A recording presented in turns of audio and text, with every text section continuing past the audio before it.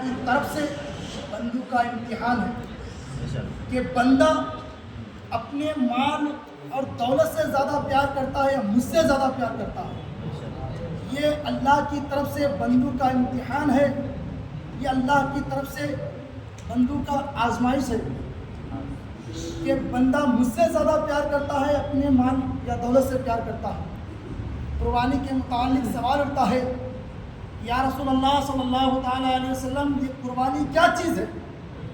اللہ کے رسول صلی اللہ تعالیٰ علیہ وسلم ارشاد فرماتے ہیں کہ یہ قربانی تمہارے باپ حضرت ابراہیم علیہ السلام کی سنت ہے۔ یہ قربانی تمہارے باپ حضرت ابراہیم علیہ السلام کی سنت ہے۔ اور آگے فرماتے ہیں، یا رسول اللہ صلی اللہ تعالیٰ علیہ وسلم، قربانی کا حکم کیا ہے؟ جب یہ ابراہیم علیہ السلام کی سنت ہے، جب انہوں نے حضرت ابراہیم علیہ السلام نے اپنے کلیجے کے ٹکڑے، نور نظر، لختے جگر اور بڑھاپے کے سہارے میں ایک لوتی اولاد یعنی حضرت اسماعیل علیہ السلام کو اللہ کے حکم میں جب ذبح کرنے کے لیے تیار ہو گیا، تب رب کائنات قرآن پاک میں ارشاد فرماتا ہے، فلما اسلم وتلہ للجبین ونادیناہ ابراہیم قد صدقت الرؤیا انا کذلک نجزی المحسنین ان ھذا لہو البلاغ المبین۔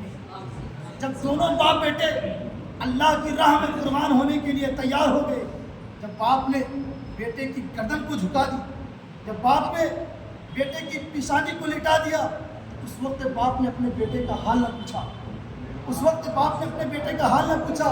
رب کائنات نے ارشاد فرمایا کہ ہم نے آواز دی، اے ابراہیم تحقیق کہ تو نے اپنی خواب کو پوری کر کے دکھایا۔ اے ابراہیم، میرا مقصد تیرے بیٹے کو ذبح کروانا نہیں تھا، میرا مقصد تو تیرے دل کے جذبات کو دیکھنا تھا کہ تم کس حد تک اللہ کی راہ میں قربان کر سکتے ہو، کس حد تک تم اللہ کی راہ میں قربان کر سکتے ہو۔ قربانی کا مقصد کیا ہے؟ قربانی کو حکم کیوں دیا گیا؟ قربانی کا پہلا مقصد تو یہ ہے کہ ہم اللہ تبارک و تعالیٰ کو خوش کریں۔ قربانی اللہ کے تقرب کا ذریعہ ہے، ہم قربانی کر کے اللہ تبارک و تعالیٰ کو راضی کرنا چاہتے ہیں، اس لیے ہم قربانی کرتے ہیں۔ جب قربانی کرتے ہیں تو قربانی کرتے وقت یہ دعا پڑھتے ہیں، انی وجہت وجہی للذی فطر السماوات والارض حنیفا وما انا من المشرکین ان صراط مستقیم احیاء واموات للہ رب العالمین لا شریک له بذلک امرنا من المسلمین۔ بسم اللہ اللہ اکبر کہہ کر قربانی ذبح کرتے ہیں، یعنی میری نماز، میری قربانی، میرا مرنا جینا سب کچھ اللہ ہی کے لیے۔ آج لوگ اس پر گفتگو کرتے ہیں کہ مولانا اویس صاحب کا جانور اتنے میں آیا، مولانا محسر صاحب کا جانور اتنے میں آیا۔ ارے آپ جانور کتنے کا لاتے ہیں یہ اللہ کی بارگاہ میں قبول نہیں ہے، آپ جانور کیوں لاتے ہیں یہ اللہ کی بارگاہ میں قبول ہے، جانور کیوں لاتے ہیں یہ اللہ کی بارگاہ میں قبول ہے۔ حدیث پاک میں آیا ہے کہ اللہ تبارک و تعالیٰ جب انسان کے اعمال اس کے فرشتے رب کی بارگاہ میں لے کر پہنچیں گے تو فرشتے بولیں گے، پروردگار اس کی بہت ساری نیکیاں ہیں، اس کی کتنی ساری نیکیاں ہیں۔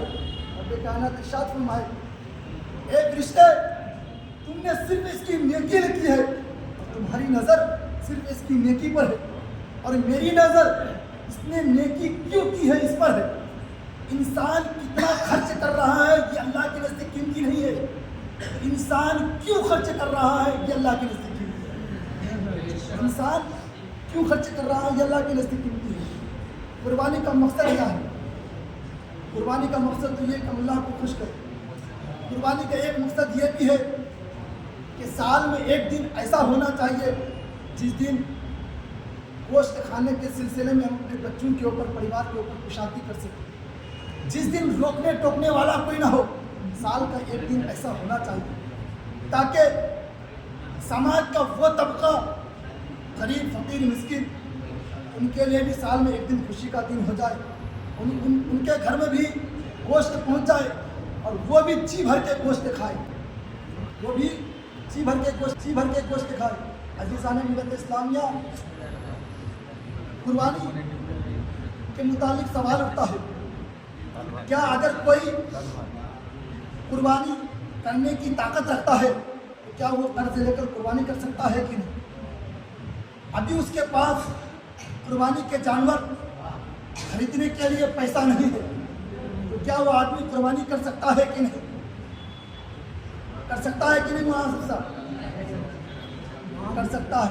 अगर वो आदमी कुर्बानी करने की ताकत रखता है, कुर्बानी करने की ताकत रखता है, तो किसी से कर्ज लेकर जानवर खरीदना चाहता है, अगर उसमें बाद में देने की ताकत है तो वो कुर्बानी कर सकता है। हाँ, अगर साहिब निसाब है उस पर वाजिब है, लेकिन ज़रूरी नहीं है। अगर ताकत रखता है तो दे सकता है, लेकिन ज़रूरी नहीं। अगर साहिब निसाब है तो वाजिब है। कुर्बानी के जानवर के दांत का 2 दांत वाला होना ज़रूरी है, यानी 2 दांत वाला जानवर होना ज़रूरी है।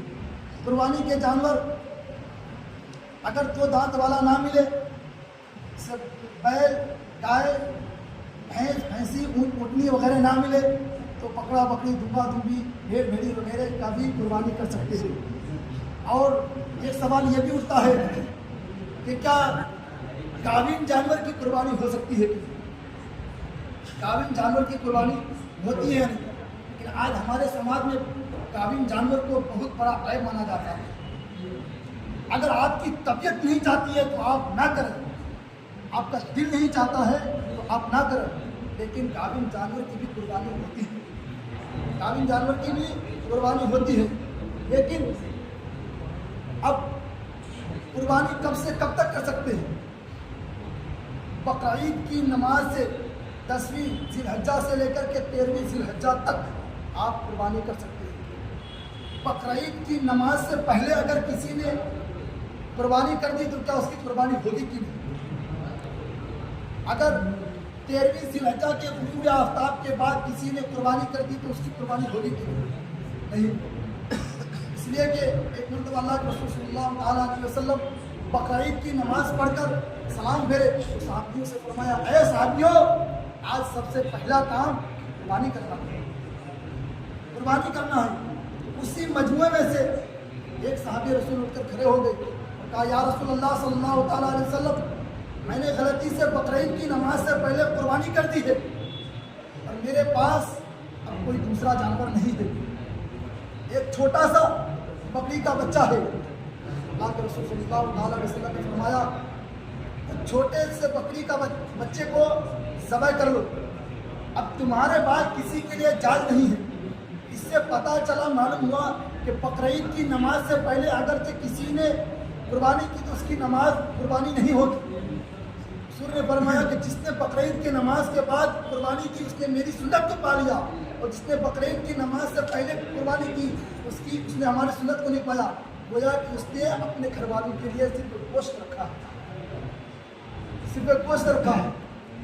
एक मरतबा अल्लाह के रसूल सल्लल्लाहु अलैहि वसल्लम ने हज़रत आयशा सिद्दीक़ा रज़ियल्लाहु ताला अन्हा से फरमाया, क्या ऐसा सींगदार वाला, यानी जिसके पेट का हिस्सा काला हो और पैर का हिस्सा काला हो और आँख का हिस्सा काला हो।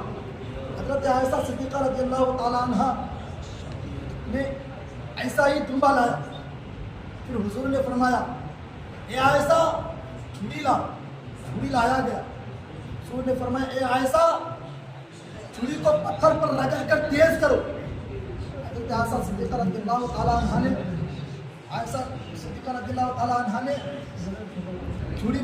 पत्थर को छुरी पर रखकर तेज की, और आप सल्लल्लाहु ताला अलैहि वसल्लम ने दुम्बे को लिटाया और बिस्मिल्लाह अल्लाहु अकबर कहकर ज़बह कर दिया। ज़बह करने के बाद आपने ये दुआ पढ़ी, अल्लाहुम्मा तक़ब्बल मिन मुहम्मद व अला आलि मुहम्मद मिन उम्मति मुहम्मद सल्लल्लाहु अलैहि वसल्लम।